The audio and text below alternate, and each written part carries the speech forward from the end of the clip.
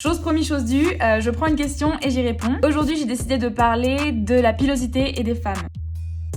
La première chose qu'on peut dire sur cette norme de beauté qui voudrait que les femmes n'aient pas de poils, donc qu'elles aient un corps glabre, c'est que ça fait partie d'un idéal de beauté tout entier qui se rapporte à la jeunesse. C'est dans le même univers que de dire qu'une femme qui est belle, c'est une femme qui a des lèvres charnues, des grands yeux, une peau douce, qui est petite, qui est frêle. Si vous fermez les yeux et je vous décris quelqu'un, je vous dis cette personne est petite, frêle, avec une peau imberbe et des grands yeux. Tout de suite, vous imaginez quoi?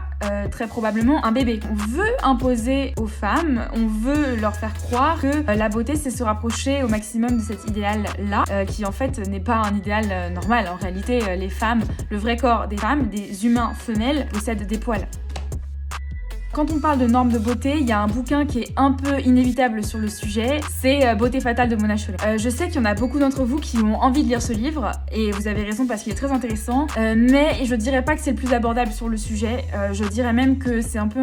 Moi, personnellement, je l'ai trouvé dur à lire quand j'ai commencé à m'intéresser à ça. Les idées sont bonnes en substance, si jamais ça vous intéresse, en vrai, je pourrais vous faire un peu un résumé des grandes idées qui, moi, m'ont beaucoup plu. N'hésitez pas à me le dire. Mais pour en revenir au sujet de la vidéo, un peu des grands principes dès qu'on parle de normes de beauté sur les femmes. Il y a cette idée qui revient très souvent et j'en ai parlé dans mes vidéos sur YouTube. C'est l'idée que toutes les contraintes qu'on veut imposer aux femmes pour qu'elles modifient leur corps, c'est quelque chose qui va leur prendre beaucoup d'espace mental. C'est quelque chose auquel elles vont penser énormément, qui va leur créer de l'anxiété, qui va mobiliser du temps, de l'énergie, qui va désavantager grandement les femmes. Et je crois que c'était Simone de Beauvoir qui constatait l'injustice par rapport à ses pairs qui, eux, pouvaient se concentrer complètement sur leurs études, leurs recherches, toute juste leur expertise.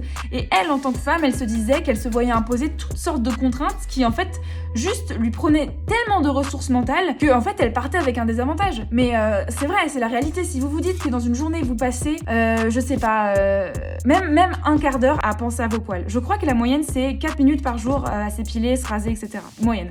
Disons 4 minutes à faire le geste de se raser, de s'épiler. Et derrière ça, il y a forcément tout un temps d'organisation. Il faut aller acheter le matériel. Il faut penser en termes de repousse du poil, gna gna gna. Quand est-ce que c'est le bon moment? Si on vous propose des vacances, vous y pensez. Juste, mettons, estimation basse, ça vous prend dans votre champ mental. Du coup, si la moyenne est 4 minutes, on vous dit que ça prend 10 minutes par jour. Juste ça, mais en fait, on vous vole 10 minutes par jour, tous les jours. Vous appliquez le même raisonnement à toutes les normes de beauté qui sont propres aux femmes, et en fait, vous vous retrouvez rapidement à accumuler du temps de cerveau, que les hommes, eux, peuvent utiliser pour eux-mêmes, et en fait, vous vous rendez compte qu'en tant que femme, vous êtes désavantagée parce que vous n'avez pas ce temps pour vous concentrer sur vous-même, sur vos projets, et pour avancer. Voilà, donc ça, c'est un peu le principe de, voilà, l'asservissement. Alors, c'est des grands mots, hein, c'est des mots qui sont forts, bon, voilà, parfois, j'ai un peu du mal à les sortir. J'ai peur que ça effraie certains d'entre vous, mais c'est le principe dont parle Mona Chollet et beaucoup d'autres féministes qui ont réfléchi au sujet. On appelle ça de l'asservissement féminin par les normes de beauté. Il y a un deuxième grand principe qui s'applique complètement au poil aussi, c'est le principe de la souffrance. J'en ai parlé dans ma vidéo sur YouTube où je parlais de la minceur et qu'en fait le fait d'avoir faim, le fait d'être entretenu en état de famine, c'est un grand mot, mais en état de faim, c'est une souffrance. Poil, c'est la même chose, ça fait mal. Je sais plus qui disait ça, c'était peut-être Naomi Wolf qui disait que les femmes ne souffrent pas parce qu'elles sont belles, mais elles sont belles parce qu'elles souffrent. Et il y a cette idée que en fait la souffrance rend beau. Quand on voit une femme qui est impeccable, on se dit qu'elle a vraiment une volonté, vraiment son esprit est tellement plus fort que son corps, elle a une forme de pureté. C'est le principe de la souffrance dans la beauté. Les femmes vont essayer de transcender leur corps en passant par des sacrifices et la souffrance. C'est une phrase qu'on entend souvent, il faut souffrir pour être belle, mais quand on réfléchit à ce qu'il y a derrière, en fait, c'est juste horrible. Le dernier point qui me vient comme ça sur les poils, c'est quelque chose que je trouve assez terrible quand même. Les poils féminins inspirent du dégoût. Il y a vraiment cette réaction. Si on voit une femme qui lève les bras et tout d'un coup il y a une petite toison, ça va inspirer des sentiments de dégoût. Je me souviens, je crois que c'était Julia Roberts qui avait montré des poils à une cérémonie de promotion d'un film et il y avait eu des réactions genre burk. Mais même sur Twitter, sur Instagram, il y a des réactions quand on voit une femme qui se laisse aller, etc. On va dire burk. Le sentiment de dégoût, mais c'est quelque chose de hyper fort. On est dégoûté quand on voit des trucs pourris, des trucs qui sont dangereux pour nous. Le sentiment de dégoût, c'est quelque chose qui s'applique à beaucoup de choses du corps féminin. Par exemple, les règles, c'est dégoûtant. On va dire que parfois la graisse pour les femmes, c'est dégoûtant. Voilà, c'est ce que je disais sur les journaux, parfois dans la presse, il y a cette réaction de burk. Il y a des femmes même la forme juste de leur appareil génital, elles trouvent ça dégoûtant, elles veulent pas le regarder. C'est quand même assez terrible de se dire que vous grandissez en tant que... Vous êtes une petite fille, tout va bien, et puis un jour, on va commencer à vous dire qu'il y a quelque chose sur votre corps qui est apparu, qui est dégoûtant. Forcément, ça rend malheureux, ça fractionne, ça crée une scission en soi. On se dit, bah moi je m'aime, mais d'un côté, je suis dégoûtante. Honnêtement, c'est une souffrance, c'est un truc...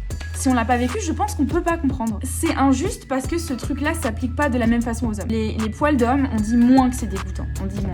Alors, les choses évoluent et il y a sans doute énormément d'hommes qui ont connu ce sentiment, qui ont connu le fait de se dire que voilà, leur poil c'était un peu dégueu, que leur ventre c'était un peu dégueu. Je sais pas, déjà je trouve ça horrible qu'on puisse vivre dans un monde dans lequel on peut se dire que quelque chose qui est naturel et qui est sur nous est dégueu. Mais bon, je veux pas minimiser la souffrance des mecs, je pense pas qu'on soit dans un monde dans lequel tous les hommes soient heureux, toutes les femmes soient malheureuses, et je pense que justement, les hommes, vous pouvez utiliser ce sentiment pour comprendre ce qu'on vous dit. En fait, en tant que petite fille, il y a un jour où tout d'un coup, on développe un sentiment, je parle pour moi et pour d'autres filles, on développe un sentiment de honte vis-à-vis de soi-même.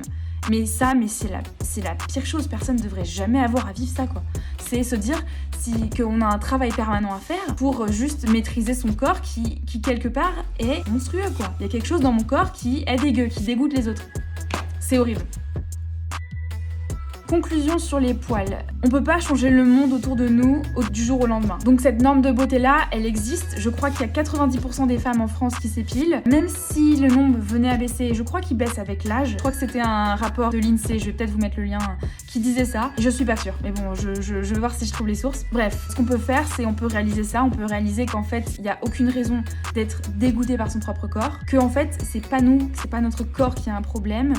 C'est la façon dont c'est perçu. Et je pense que juste réaliser ça et avoir cette connaissance, c'est une arme et ça permet d'être plus puissante. Moi, j'avoue que je m'épile encore et j'ai pas beaucoup de copines autour de moi qui le font pas, mais j'en ai certaines et je trouve que c'est courageux parce qu'elles-mêmes m'ont expliqué qu'il leur avait fallu du courage pour faire ça parce que c'est pas naturel, parce que elles sont regardées, les femmes les regardent, les hommes les regardent, les gens comprennent pas.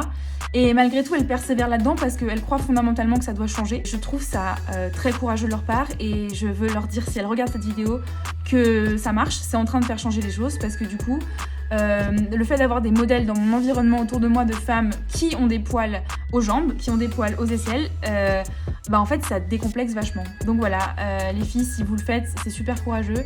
J'espère qu'un jour moi je trouverai la force de le faire aussi. La conclusion pour moi de cette vidéo, c'est épilons-nous ou ne nous épilons pas, c'est vraiment à chacun de faire ce qu'il veut. Mais le mieux, c'est quand même de le faire en comprenant vraiment pourquoi on fait ses choix. Voilà, c'est ce que j'avais à dire sur les poils. Je vous dis à très vite pour une prochaine vidéo. N'hésitez pas à m'envoyer les questions, du coup, j'y réponds quand j'ai le temps, je fais une petite vidéo comme ça. Voilà, merci à tous, ciao!